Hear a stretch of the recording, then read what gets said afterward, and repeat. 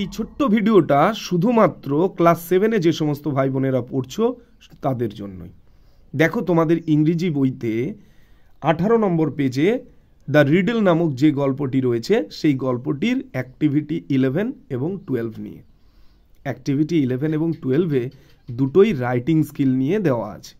প্রথমটা একটা ডায়লগ, পরেরটা একটা গল্প। তো প্রথম ডায়লগটা দেখো, লিখতে বলেছে একটা ধাঁধা নিয়ে তোমার এবং তোমার এক বন্ধুর মধ্যে। আমি দুটো নাম দিয়ে দিয়েছি। এবার অলোক আর অনিমেষ বলেছি আমি। অনিমেষের জায়গাটা তোমাকে লিখতে পারো আই অথবা মি বলে, বা ইউ বলেও তুমি লিখতে পারো। পরীক্ষার হলে যখন তোমরা লিখবে, প্রশ্নতে ইউ থাকলে তোমাকে মি লিখতে হয় বা আই লিখতে হয়। দেখো আমি দিয়ে দিয়েছি, তোমরা আস্তে আস্তে আস্তে আস্তে এই জিনিসটা একটু ভালো করে লিখে নাও, সহজে এটা বুঝতে পারবে।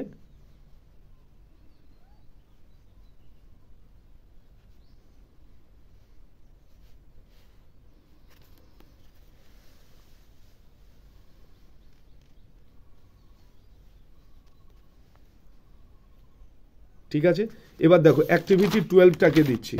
অ্যাক্টিভিটি 12-এ কি রয়েছে, সেখানে একটা গল্প দেওয়া আছে, একটা স্টোরি। কি না, একটা চালাক খেকশিয়াল ছিল, এবার একটা কাক মাংসের টুকরো পেয়েছিল। সেই টুকরোটা পেয়ে সে নিজে একাই খাচ্ছিল, এবং খুব ক্ষুধার্ত একটা ফক্স সে কিনা পাশ থেকে যাচ্ছিল, সে দেখতে পেয়ে সেইটা পাওয়ার সে চেষ্টা করলো, এবং তারপরে কাকের প্রশংসা করলো, এবং সেই প্রশংসায় সে কি করলো, কাক শুরু করে দিল গান গাইতে, এবং মুখ থেকে মাংসের টুকরোটা পড়ে গেল, আর শিয়ালটি সেটা নিল এবং চলে গেল।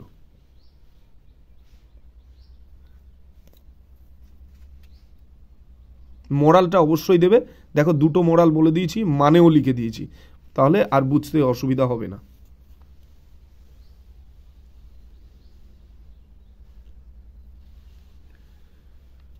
ঠিক আছে, তাহলে এই দুটো তোমাদের ভীষণ কাজে লাগবে বলে আমার মনে হয়েছে, তাই আমি দিয়ে দিলাম আলাদা করে।